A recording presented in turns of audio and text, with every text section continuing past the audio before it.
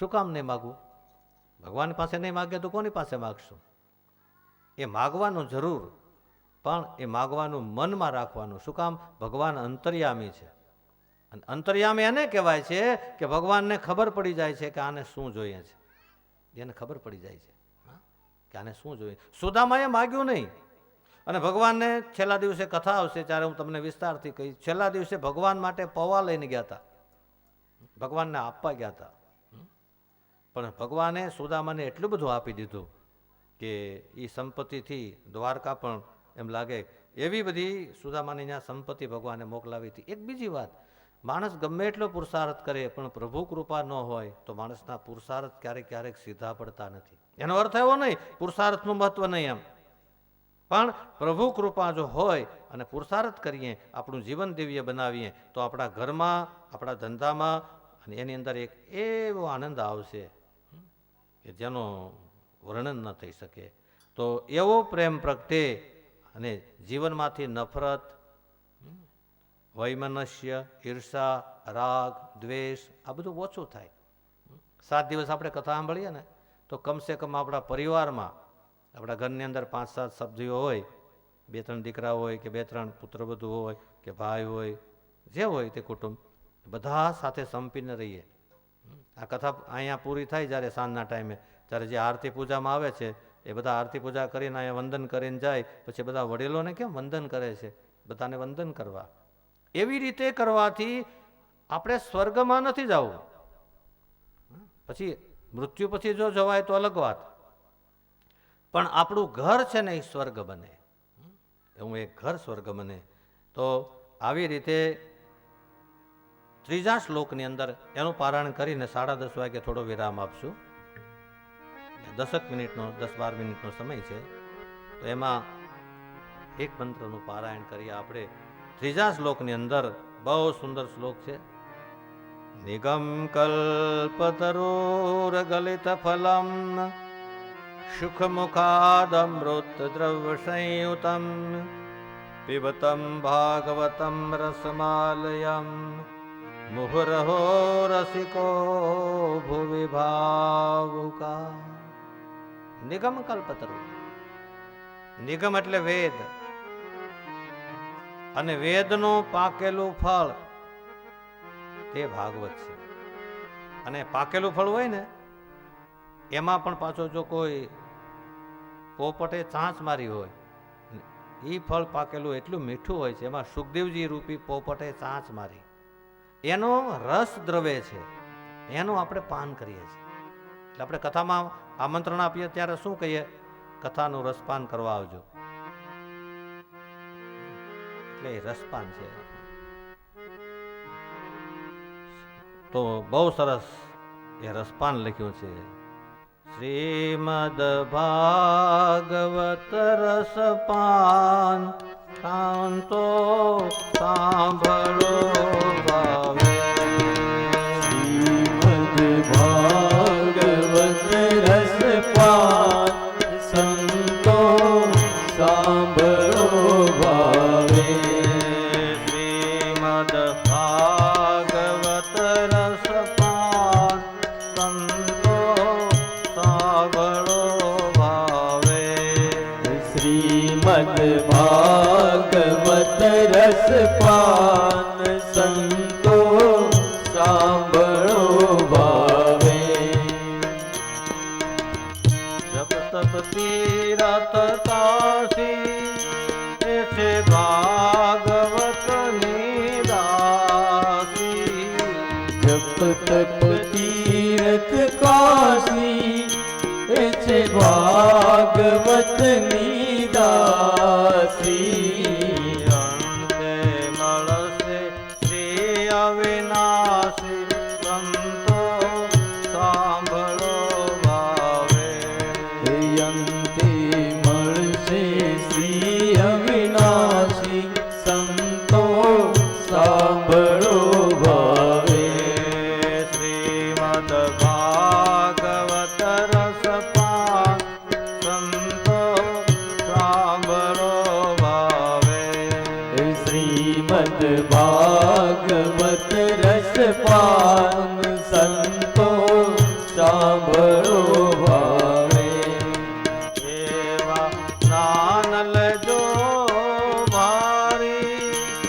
સુખદેવે લીધું વિચારી. જ્ઞાન લેજો બારી સુખદેવે લીધું વિચારી. રાજા પરીક્ષિત લીધા તારે સંતો સાંભળો ભાવે. હે રાજા પરીક્ષિત લીધા તારી સંતો સાંભળો ભાવે. શ્રીમદ ભાગવત રસપાન સંતો સાંભળો ભાવે. શ્રીમદ ભાગવત રસપાન સંતો સાંભળો ભાવે. ભાગવત ના ભોગી એ તો કદી ન થાય રોગી. ભાગવત ના ભોગી એ તો કદી ન થાય રોગી. એ ભાગવત ના ભોગી એ કદી ન થાય રોગી. ભાગવત ના ભોગી એ તો કદી ન થાય રોગી. એવું કહી ગયા મહાજોગી સંતો સાંભળો ભાવે. એવું કહી ગયા મહાયોગી સંતો સાંભળો ભાવે. શ્રીમદ ભાગવત રસપાન સંતો સાંભળો ભાવે. શ્રીમદ ભાગવત રસપાન સંતો સાંભળો ભાવે. ભાગવત ના શરણે જાતા પાપી પાવન થાતા. ભાગવત ના શરણે જાતા પાપી પણ પાવન થાતા.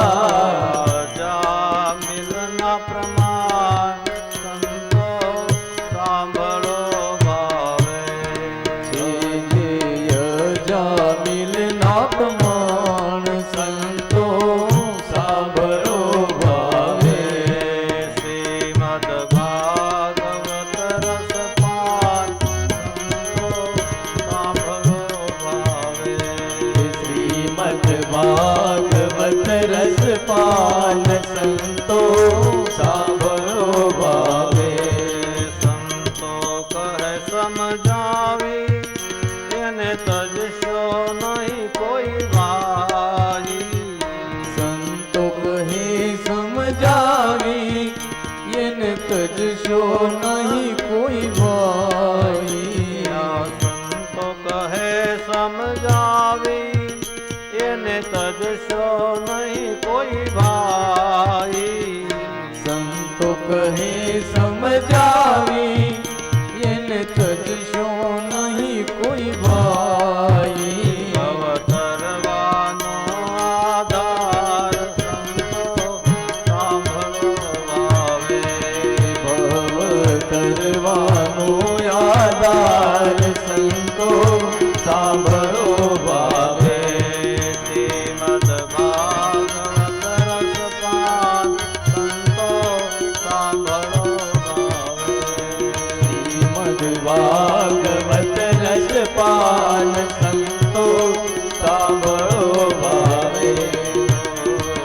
રામ રામ રામ સીતારામ રામ રામ. હરે રામ રામ રામ સીતારામ રામ રામ. રામ રામ રામ સીતારામ રામ રામ. હરે રામ રામ રામ સીતારામ રામ રામ. રામ રામ રામ સીતારામ રામ રામ. હરે રામ રામ રામ સીતારામ રામ રામ. હરે રામ રામ રામ સીતારામ રામ રામ.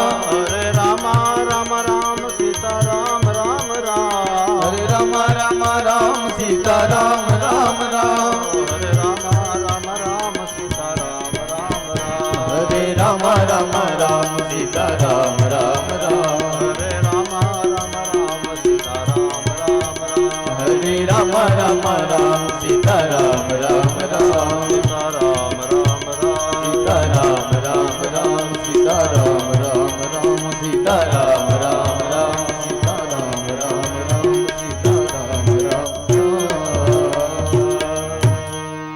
આવી રીતે શ્રીમદ ભાગવતનું રસપાનની આપણે સંકીર્તન જોયું. 10:30નો ટાઈમ થવા જઈ રહ્યો છે. 10 મિનિટ માટે આપણે જલપાન અમૃતપાન એ બધું લઈ લઈશું. બહેનો એકાદું સંકીર્તન કરશે, પછી આગળની કથા લઈશું. શ્રી દ્વારિકાધીશ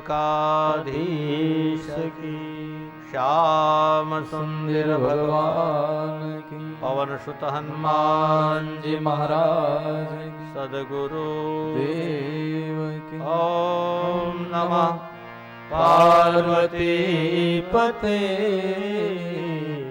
હર હર મહાદેવ.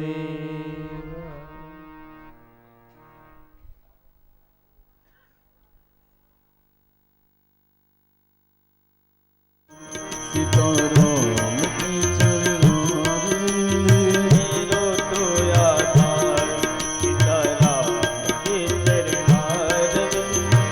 राम के चरणारविंद श्री राघव के चरणारविंद राम के चरणारविंद श्री राघव के चरणारविंद. ओ राम के चरणारविंद श्री राघव के चरणारविंद राम के चरणारविंद श्री राघव के चरणारविंद.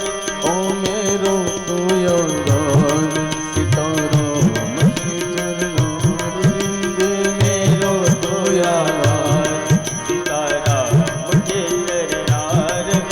ओ मेरो तो यार सीताराम के चरणारविंद मेरो तो यार सीताराम के चरणारविंद.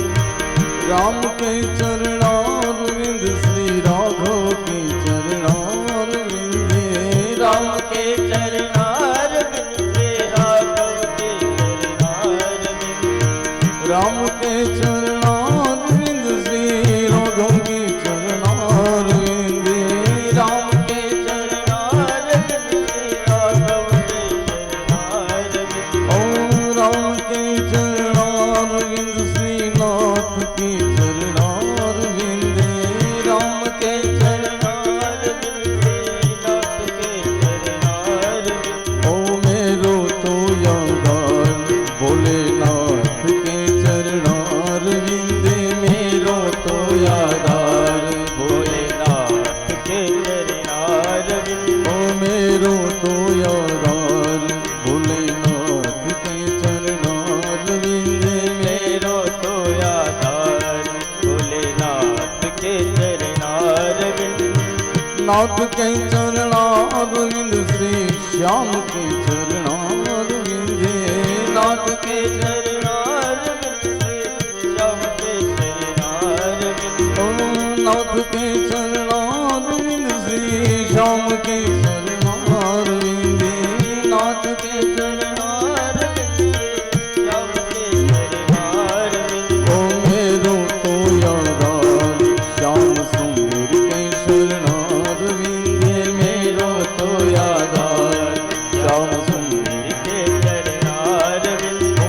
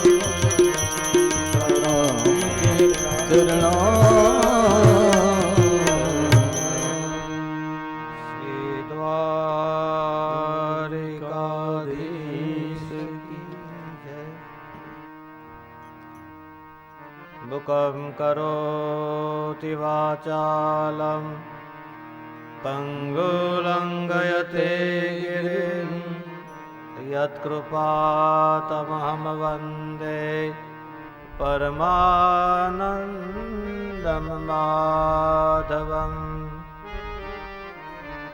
વસુદેવસુતં દેવં કંસચાણૂરમર્દનમ દેવકી પરમાનંદં કૃષ્ણ વંદે શ્રી દ્વારિકાધીશ કી પવન સુત હનુમાનજી મહારાજ કી. આઈએ પરિવાર જળપાન અમૃતપાન થયા પછી કથામાં પ્રવેશ કરીએ. નૈમિષે નિમિક્ષેત્રે ઋષ્ય સૌનકાદય સત્ર સ્વર્ગાય લોકાય સહસ્ત્ર સમમાસતે. આપણે કથામાં આગળ જોઈ ગયા કે સુત પુરાણીજી વક્તા છે અને 88,000 ઋષિઓ શ્રોતા બની નૈમિષારણમાં 1,000 વર્ષ સુધી ચાલે એવી એક સત્સંગ શિબિરનું આયોજન કર્યું હતું.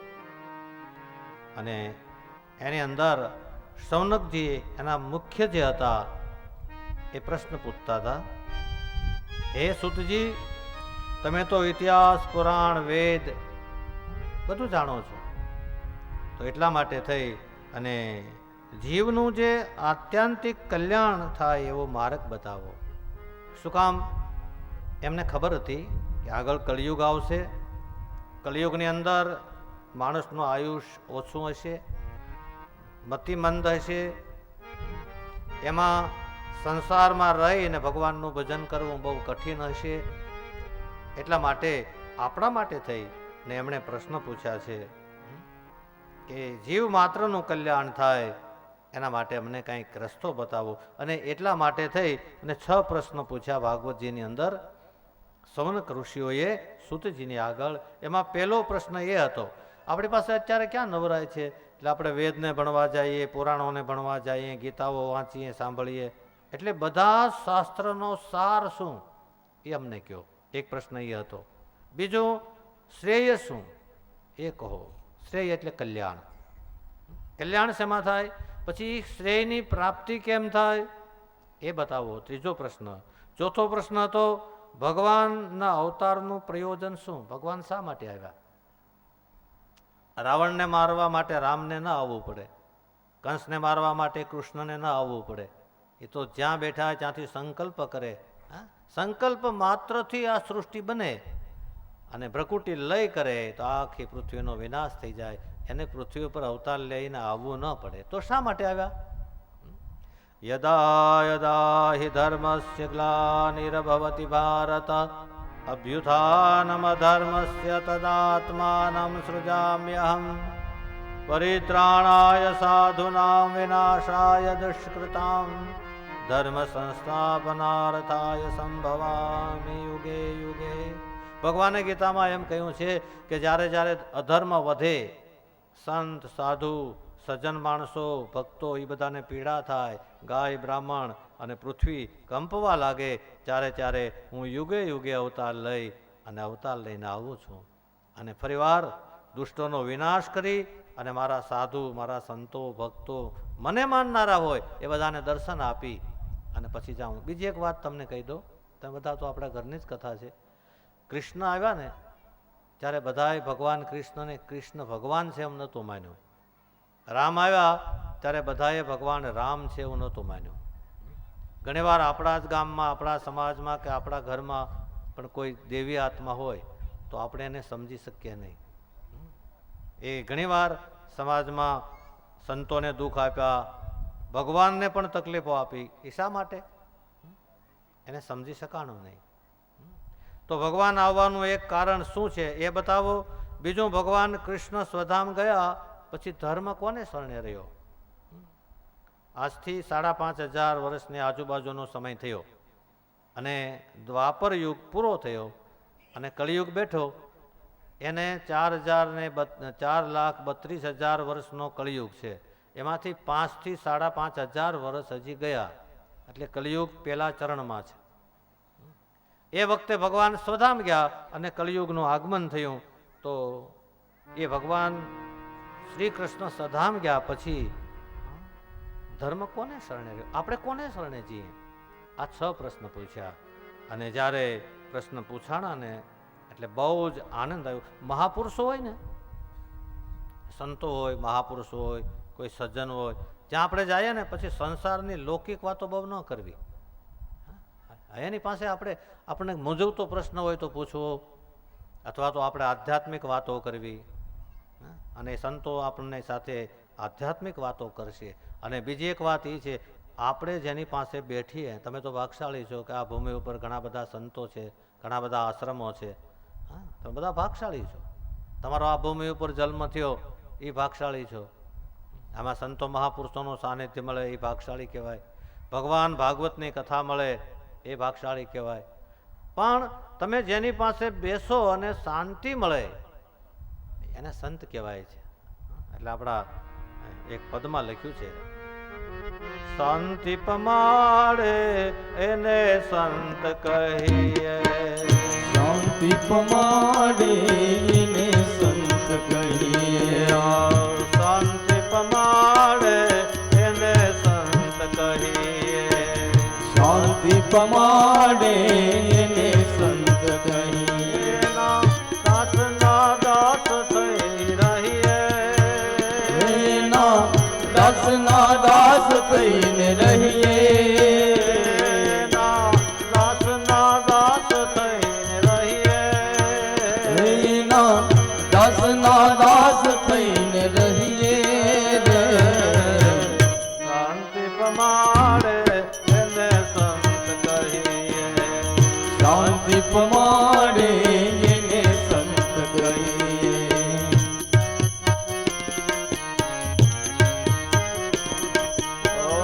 અવિદ્યાનું મૂળ મારા ગુરુએ બતાવ્યો. અવિદ્યાનું મૂળ મારા ગુરુએ બતાવ્યો. અવિદ્યાનું મૂળ મારા ગુરુએ બતાવ્યો. અવિદ્યાનું મૂળ મારા ગુરુએ બતાવ્યો. મેં તનો માર સિદ્ધ થાય. પછી મેતાનો માર સિદ્ધ કાયે.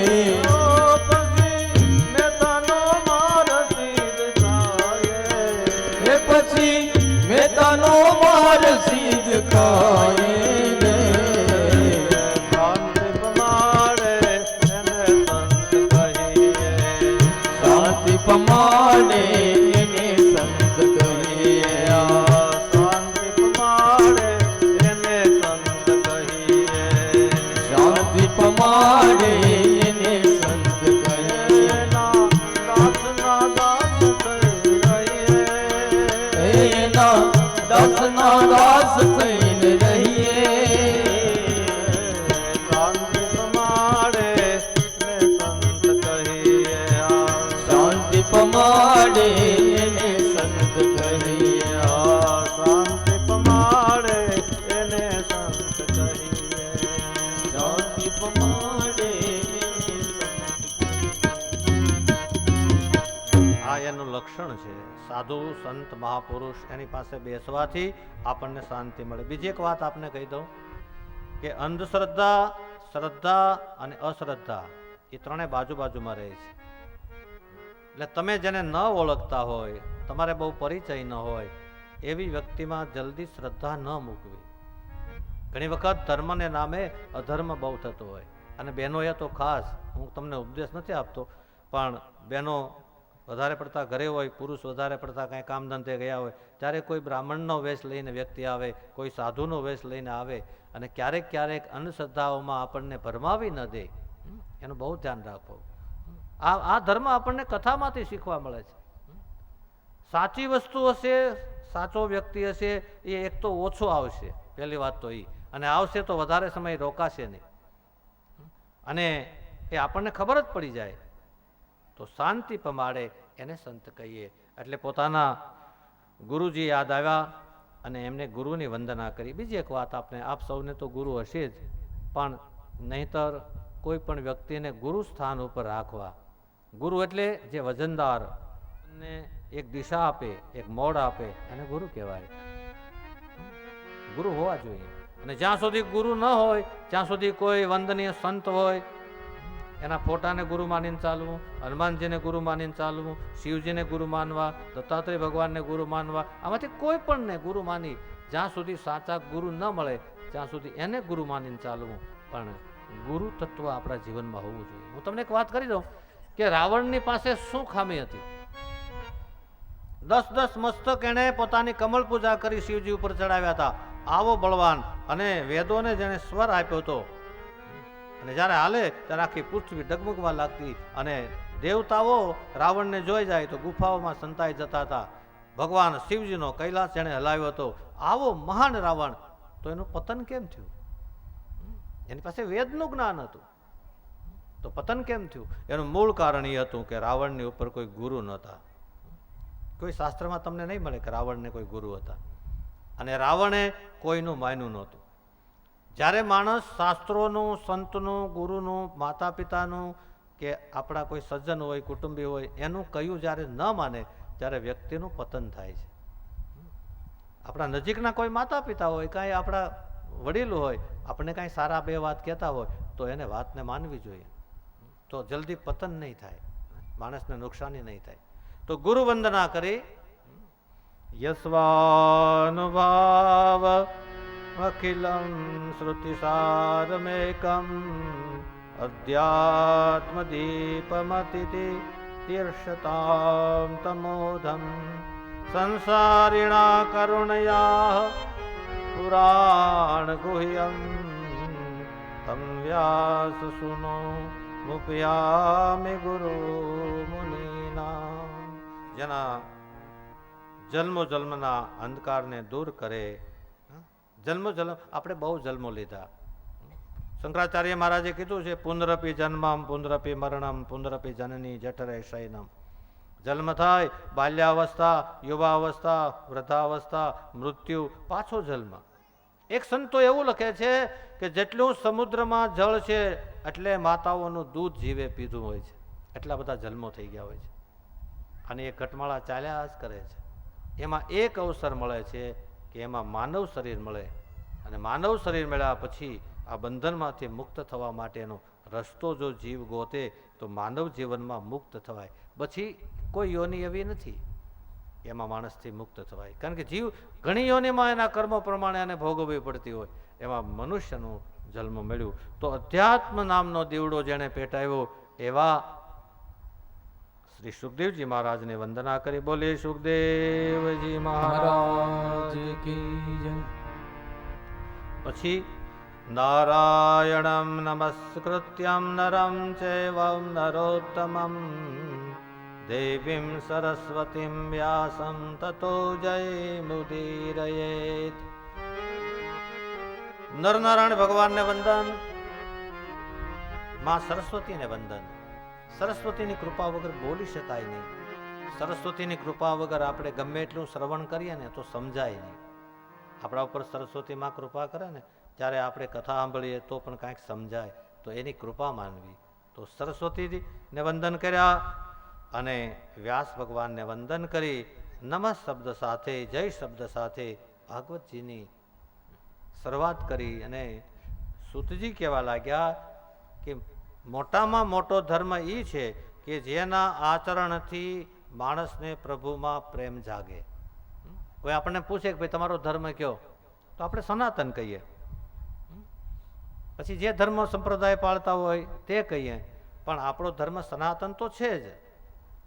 પણ જે ધર્મ દ્વારા ભગવાનમાં પ્રેમ જાગે, અહેતુકી ભક્તિ લાગે, એ આપણો ધર્મ. જે પ્રભુમાં પ્રેમ કરાવે એ આપણો ધર્મ. અને એ ભગવાન એક વખત નહીં 24 વાર આવ્યા. એની સંક્ષેપમાં એક કથા છે પ્રથમ સ્કંદની અંદર. એટલે પહેલાં એ કથા આપણે જોઈ જાય એટલે આખું ભાગવતના કથા સાંભળવાનું ફળ મળે. ભગવાને નિરાકારમાંથી નરાકાર બન્યા અને ભગવાન વિષ્ણુ બન્યા. અને એની નાભીમાંથી કમળ, અને કમળમાંથી બ્રહ્મા, અને બ્રહ્મા દ્વારા જે સૃષ્ટિ બની એ બધી કથાઓ ભાગવતમાં છે. એમાં ભગવાનનો પહેલો અવતાર થયો સનંત કુમારોનો, જેણે બ્રહ્મચર્ય અને તપ બતાવ્યું.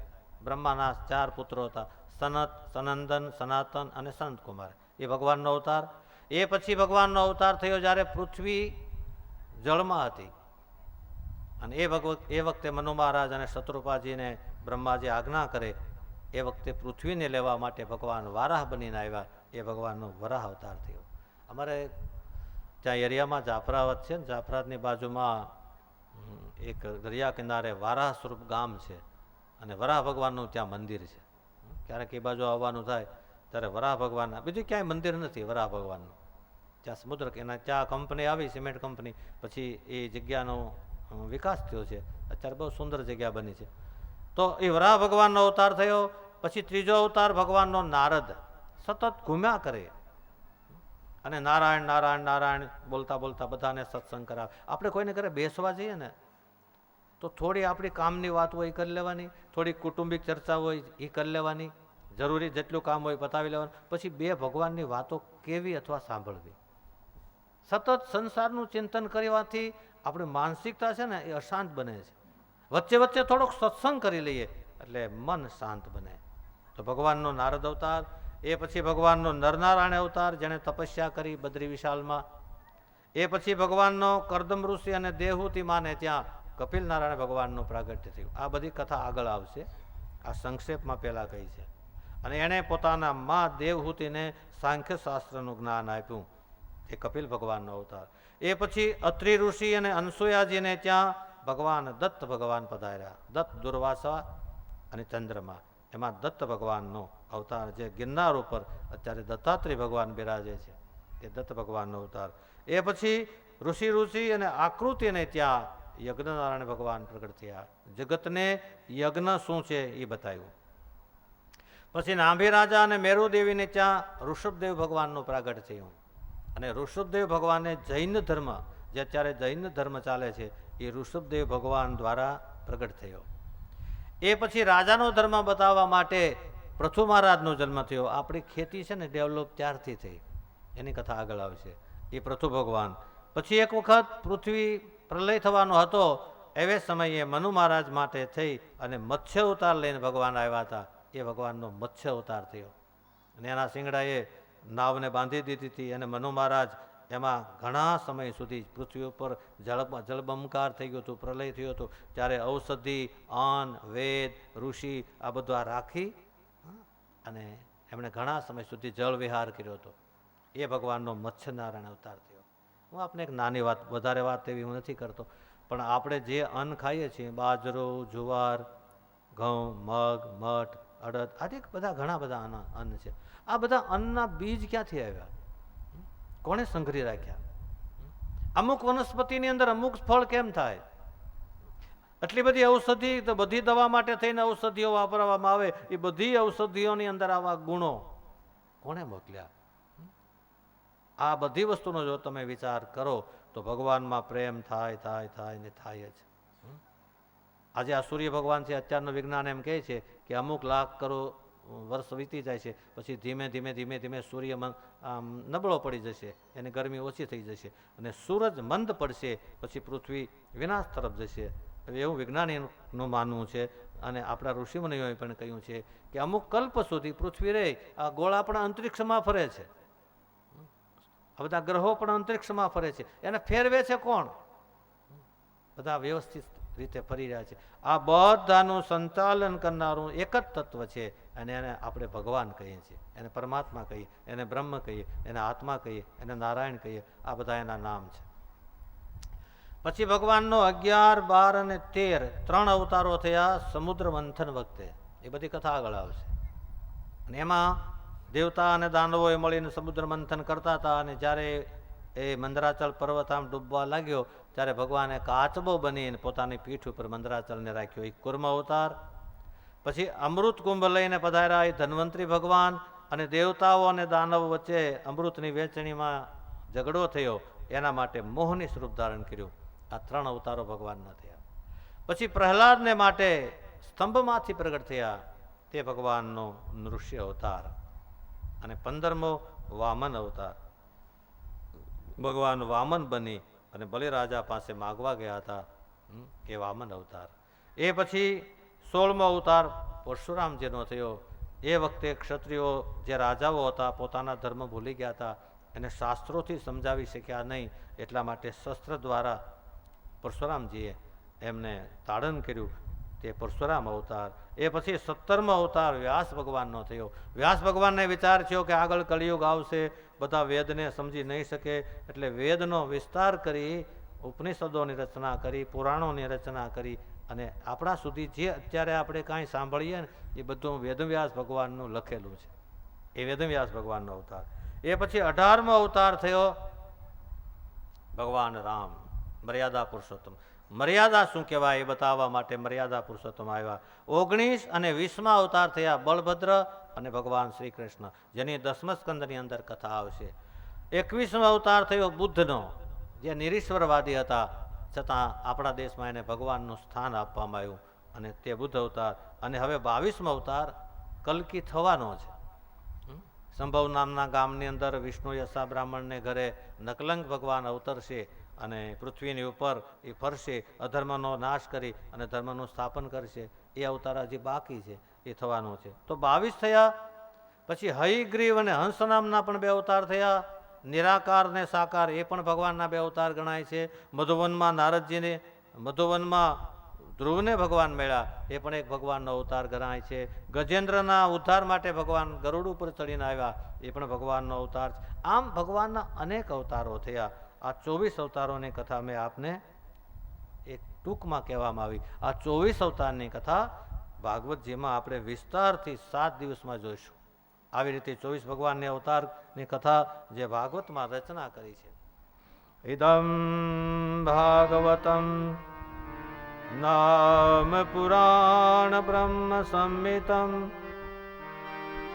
ઉત્તમ શ્લોક ચરિતમ ચકાર ભગવાન મુનિ. આવી રીતે ભાગવતજીની રચના વેદવ્યાસ ભગવાને કરી અને પછી પોતાના પુત્ર સુખદેવજીને ભણાવ્યા. સુખદેવજીએ એ ભાગવત ભણી અને મહારાજ પરીક્ષિતને ગંગા કિનારા ઉપર એ કથા સંભળાવી. એટલે સૌનકાદીએ પ્રશ્ન કર્યો કે ભાઈ વેદવ્યાસ ભગવાને કોની પ્રેરણાથી ભાગવતની રચના કરી?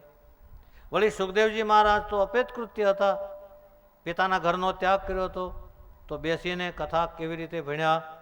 અને પરીક્ષિત મહારાજને એવું શું થયું કે ભર યુવાનીમાં ગંગા કિનારે જઈ અને એને કથા સાંભળવી પડી? એવો મત છે સંતોનો કે પરીક્ષિત મહારાજની ઉંમર ત્યારે 65 વર્ષની હતી. ભાગવતકારોનો, ભાગવતમાં તો વધારે વર્ણન નથી, પણ ભાગવતના ભાષ્યકારોએ લખ્યું છે કે પરીક્ષિત મહારાજને જ્યારે શ્રાપ થયો ત્યારે એની ઉંમર 65 વર્ષની હતી. ને એ સમયમાં 65 વર્ષના યુવાનો ગણાતા. એ વખતમાં એને યુવાન કહેવામાં આવતા. ભીષ્મ પિતા 135 વર્ષે મહાભારતના કુરુક્ષેત્રના મેદાનની અંદર લડતા હતા. આવી બધી આપણા વડીલોને તમે જોજો, 80, 90, 100 વર્ષ પહોંચ્યા છે, એની ઉર્જાઓ જોજો. જેમ મોટા ઉંમરના હશે એમ એની પાસે ઉર્જા વધારે છે. ધીમે ધીમે ધીમે ધીમે સમય બદલતા બદલતા બદલતા આપણી આયુષ ઘટી, આપણા શરીરની ઉર્જાઓ ઘટી, ખોરાકોમાં ફેર થયા, હવામાનમાં ફેર થયું, વાતાવરણમાં ફેર થયું, એને લઈને આપણે શારીરિક માનસિક રોગો વધવા લાગ્યા. તો એના માટે સત્સંગ જરૂરી છે. અને આપણા આહાર વિહાર, ખોરાક, વ્યસન એ બધું સારું રાખીએ તો લાંબુ જીવી શકાય, સારું જીવી શકાય. એટલે સુખદેવજી મહારાજ શા માટે ભણ્યા? પરીક્ષિત મહારાજને ગંગા કિનારે જઈને શા માટે કથા સાંભળવી પડી? એ પ્રશ્ન કર્યા. એટલે બહુ સરસ વાત કરી કે એક વખત ત્રીજો દ્વાપર આવે છે. સતયુગ, ત્રેતા, દ્વાપર અને કળિયુગ. એમાં પારાશર અને સત્યવતી મા દ્વારા વ્યાસ ભગવાનનું પ્રાગટ્ય થયું. અને વ્યાસ ભગવાન પોતાના આશ્રમમાં, મેં ગઈકાલ કથામાં તમને કહ્યું કે બદ્રીનાથની બાજુમાં આપણી સરસ્વતી નદી 3 છે. એક બદ્રી વિશાલ પાસે, ત્યાં તમે બદ્રીનાથ ગયા હશો અને જાઓ ને સમય મળે તો બદ્રીનાથથી આગળ 6-7 કિલોમીટર જવાનું, ત્યાં માના ગામ, એની બાજુમાં એક ભોંયરા જેવું છે ને એમાં આશ્રમ હતો વેદવ્યાસ ભગવાનનો. બીજી એક સરસ્વતી છે આપણે સોમનાથ પાસે, એક સરસ્વતી નદી કહેવાય છે. અને ત્રીજી ત્રિવેણી સંગમ જ્યાં થાય છે, ગંગા અને યમુના. આપણે વાણમાં બેસી ને ત્યાં જઈએ, સ્નાન કરીએ, ત્યાં ગંગા અને યમુનાનું મિલન દેખાય છે અને ગુપ્ત રીતે સરસ્વતી છે. આ ત્રણ સરસ્વતીના કિનારા ઉપર વ્યાસ ભગવાનનો આશ્રમ હતો. બોર ખાઈને તપસ્યા કરી એટલે બાદરાયણ કહેવાના. કૃષ્ણદ્વૈપમાં જેનો જન્મ થયો એટલે કૃષ્ણદ્વૈપાયન કહેવાના. અને વેદવ્યાસ છે, વેદનો વિસ્તાર કર્યો એટલે વેદવ્યાસ કહેવાના. એકવાર બેઠા હતા ને તો એણે કળિયુગ જોયો. આપણા ભજનોમાં આગમ પણ કહ્યું છે. અને આપણા ઋષિ મુનિઓ સંતો, અરે ગઈકાલના દેવાયત પંડિત, એને કળિયુગ દેખાણ હતો. એવા દેવાયત એ પંડિત દાડા દાખવે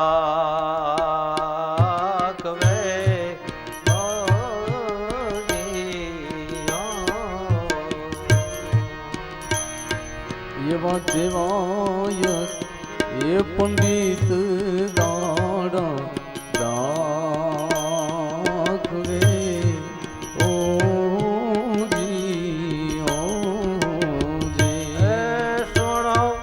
તમે દેવાલ દે એનાર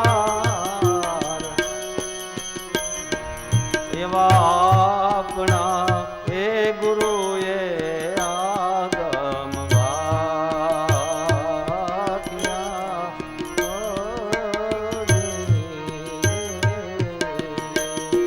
સુનો તમે દેવાલ દે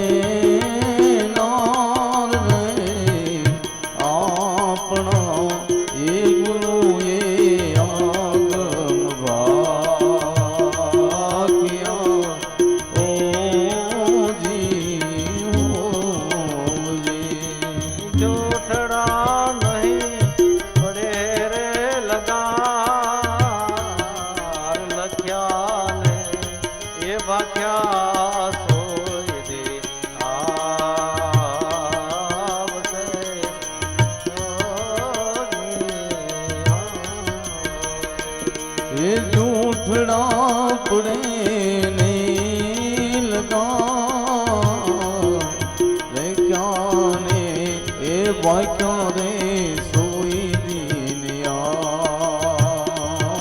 સે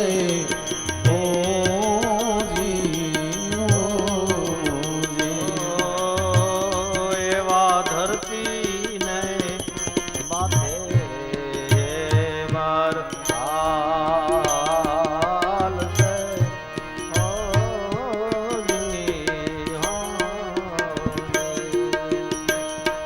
એવો ધરતી રે એ માથે રે મરહાર સે ઓજી એ સુના સુના નગર એ મોજાર લક્ષ્મી રે એ લૂટાશે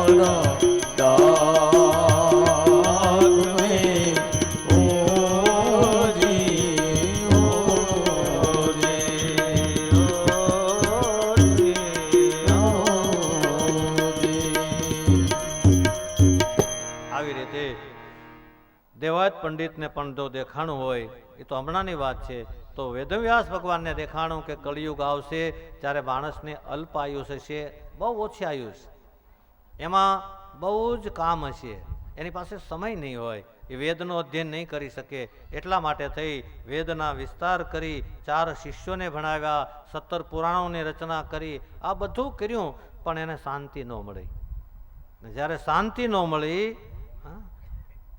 ઘણીવાર અમને કોઈ પ્રશ્ન પૂછે ને, આમ જ્યારે કથા હોય ત્યારે, કે અમારા પિતૃઓ મોક્ષ થયા એનું પ્રમાણ શું, ત્યારે હું એને એમ કહું કે 7 દિવસ તમે કથા સાંભળો અને જે એમાં નિયમ બતાવ્યા છે એ પ્રમાણે કરો, 7મે દિવસે તમારા અંદર જ તમારા આત્માને શાંતિ થાય, તમને એમ લાગે કે મારા આત્માને શાંતિ થઈ, મારું કાર્યમાં શાંતિ થઈ, એટલે પિતૃઓને શાંતિ થઈ જ ગઈ માની લેવાનું. આ જ પ્રમાણ છે ધર્મનું, કથાનું, સત્સંગનું. આ પ્રમાણ છે કે આપણા જીવનમાં શાંતિ આવે, એ જ પ્રમાણ છે. અને પછી એ વખતે અશાંત થઈને જ્યારે બેઠા હતા, એમાં નારદજી આવ્યા, હાથમાં કીર્તાલ લઈ નારાયણ નારાયણ નારાયણ નારાયણનો જપ કરતા કરતા. એટલે નારદજીએ પૂછ્યું, પારાસર્ય મહાભાગ ભવત કચ્છિદાત્મના પરિતુષ્યંતિ શારીરાત્મા માનસએવ.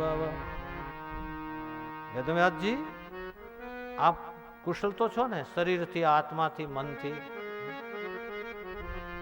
પણ મને નથી લાગતું કે આપ કુશળ હોય. આપના ચહેરા ઉપર અશાંતિ છે, વિષાદ છે. એટલે વેદવ્યાસ ભગવાને કીધું કે મહારાજ, વાત તમારી સાચી છે, મેં એટલો બધો પુરુષાર્થ કર્યો વેદોને, એટલા બધા. તમે વિચાર કરજો, એક રામાયણની ચોપાઈ હોય ને, એવી એક ચોપાઈ લખવાની કોશિશ કરીએ ને આપણે, તો આપણાથી એક ચોપાઈ લખાય નહીં. તુલસીદાસજીએ કેટલી બધી ચોપાઈ લખી. વેદવ્યાસ ભગવાને એકલા ભાગવતમાં 18,000 શ્લોક લખ્યા, તો વેદનો વિસ્તારમાં કેટલા મંત્રો હશે, ઉપનિષદોના કેટલા મંત્રો, બ્રહ્મસૂત્ર એના કેટલા મંત્રો, કેટલું બધું લખ્યું. એ બધું કોના માટે લખ્યું? આપણા માટે.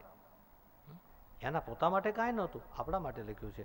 અને નારદજીએ કહ્યું કે જ્યાં સુધી માણસ નિષ્કામ ભાવથી ભક્તિ કરી અને ભગવાનમાં પ્રેમ ન કરે, ત્યાં સુધી મહારાજ કોઈને શાંતિ નહીં મળે. તમે ધર્મ, અર્થ, કામ અને મોક્ષની વાતો લખી, પણ કળિયુગમાં કોઈ માણસ સમજી નહીં શકે. માટે હવે પવિત્રમાં પવિત્ર એવા ભગવાન શ્રી કૃષ્ણમાં પ્રેમ કરાવે એવું શ્રીમદ ભાગવત, એવા ગ્રંથની તમે રચના કરો. અને નારદજીએ બતાવ્યું કે જુઓ હું કેવો હતો અને મને સત્સંગના પ્રતાપે કેવું મળ્યું. એવી કથા છે કે નારદજી પૂર્વજન્મમાં દાસીના પુત્ર હતા, ને એ દાસી એની માતા એક બ્રાહ્મણને ઘરે નોકરી કરતી હતી, એટલે ત્યાં એમ કામ કરવા માટે જતી હતી. એમાં એ બ્રાહ્મણને ઘરે એક દિવસ ચતુર્માસ કરવા માટે સંતો પધાર્યા, 4 મહિના સુધી રોકાણા, અને એ સંતનો સંગ નારદજી બાળક છે એને લાગ્યો, અને આખું જીવન બદલી ગયું. અને જીવન બદલ્યા પછી એમ કહેવાય છે કે સંતોએ જ્યારે વિદાય લીધી, ત્યારે નારદજી કહેવા લાગ્યા કે મારે પણ તમારી સાથે આવવું છે. સંતોએ કીધું કે બેટા, તારા મા જીવે છે. પેલી એક વાત ધ્યાન રાખવા જેવી છે, માતા પિતા જીવિત હોય ત્યાં સુધી એની સેવા કરવી જોઈએ. આપણા સંતાનો, પરિવારો હોય ત્યાં સુધી આપણી ફરજમાં આવે એ બધું કરવું જોઈએ. એ બધું કરતાં કરતાં સંસારમાં રહીને ભજન કરવું જોઈએ, જેથી કરીને સંસારનું કાર્યની આપણે ઉપર આવેલી જવાબદારી પૂરી થાય અને ભજન પણ થાય, આત્માનું કલ્યાણ પણ થઈ જાય. એ બધું અધૂરું મૂકીને જો જઈએ તો ભગવાનને ગમતું નથી. એટલે પહેલું તો સંસારમાં રહી, મેં તમને ગઈકાલ કે આજે કહ્યું ખબર નહીં, સ્વર્ગમાં આપણે નથી જવું. યાત્રામાં પણ જો જવાય તો બદ્રીનાથ, કેદારનાથ, સોમનાથ, દ્વારકા જવું, પણ ઘરને મંદિર બનાવીએ, ઘરને સ્વર્ગ બનાવીએ. આપણે ઘરે કોઈક સંતને આવવાની ઈચ્છા થાય. તમે જોજો, આપણા આંગણામાં કાયમ જવારને આપણે દાણા નાખતા હોય જવારના, તો દરરોજ કબૂતર આવશે, પક્ષીઓ આવશે. એવી રીતે આપણા શબ્દરૂપી મોતેડા જો કાયમ એવા મીઠા વેરાતા હશે, તો એક દિવસ કોઈક હંસ આવશે આપણે ઘરે, કોઈ પરમહંસ આવશે, આપણે આંગણે આવીને ઊભો રહેશે.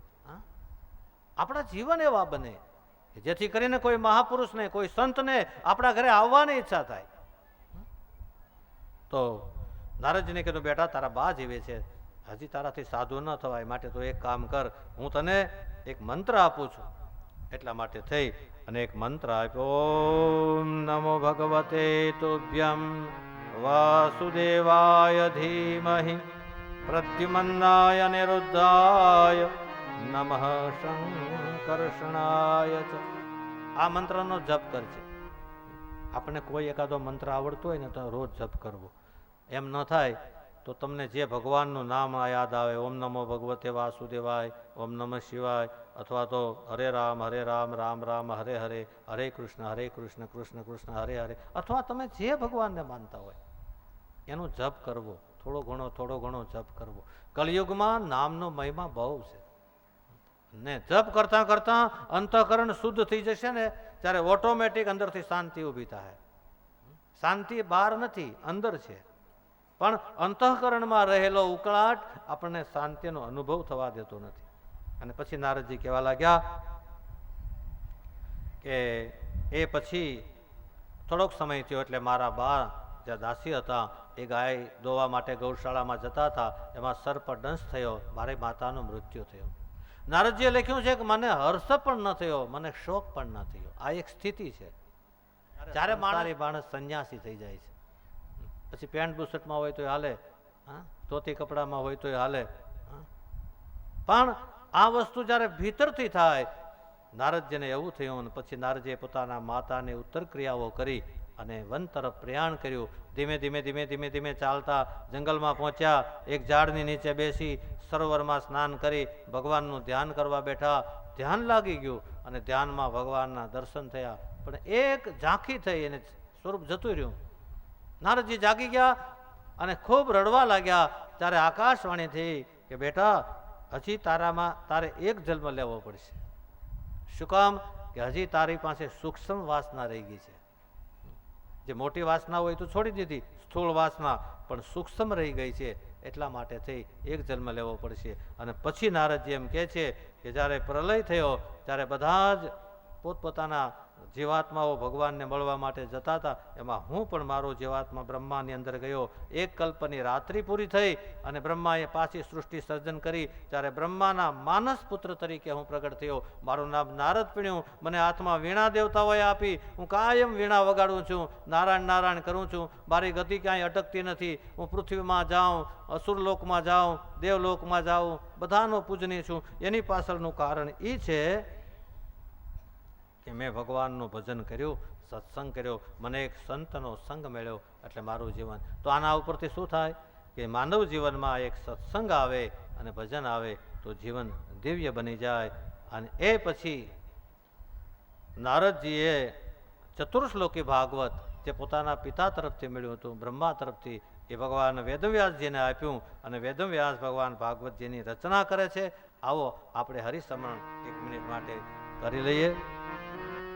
तो कुंज में विराजे घनश्याम राधे राधे, कुंज में विराजे घनश्याम राधे राधे, कुंज में विराजे घनश्याम राधे राधे, कुंज में विराजे घनश्याम राधे राधे, श्याम राधे राधे घनश्याम राधे राधे, श्याम राधे राधे घनश्याम राधे राधे, श्याम राधे राधे घनश्याम राधे राधे, श्याम राधे राधे घनश्याम राधे राधे, कुंज में विराजे घनश्याम राधे राधे, कुंज में विराजे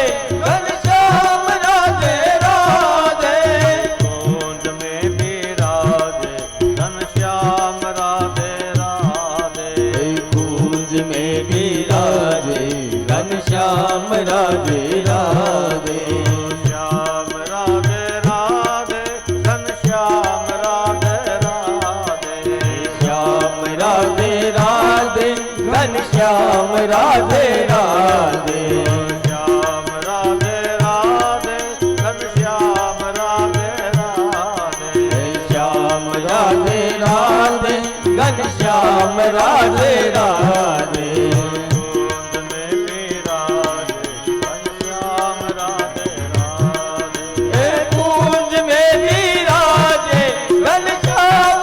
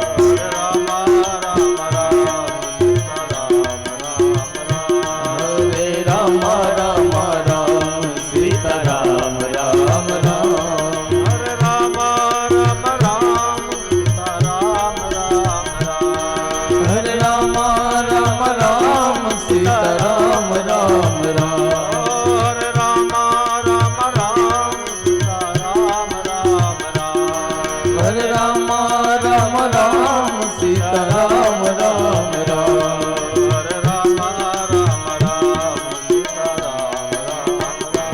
હરે રામ રામ રામ સીતા રામ રામ રામ હરે રામ રામ રામ સીતા રામ રામ રામ હરે રામ રામ રામ સીતા રામ રામ રામ હરે રામ રામ રામ સીતા રામ રામ રામ હરે રામ રામ રામ સીતા રામ રામ રામ હરે રામ રામ રામ સીતા રામ રામ હરે રામ રામ રામ સીતા રામ રામ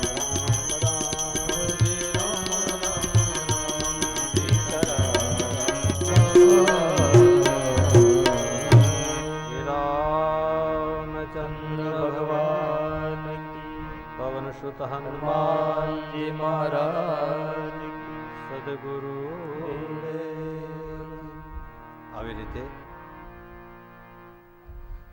બ્રહ્મ નદિયા સરસ્વત્યાશ્રમ પશ્ચિમે તટે ક્ષમ્ય પ્રાસ ઇતિ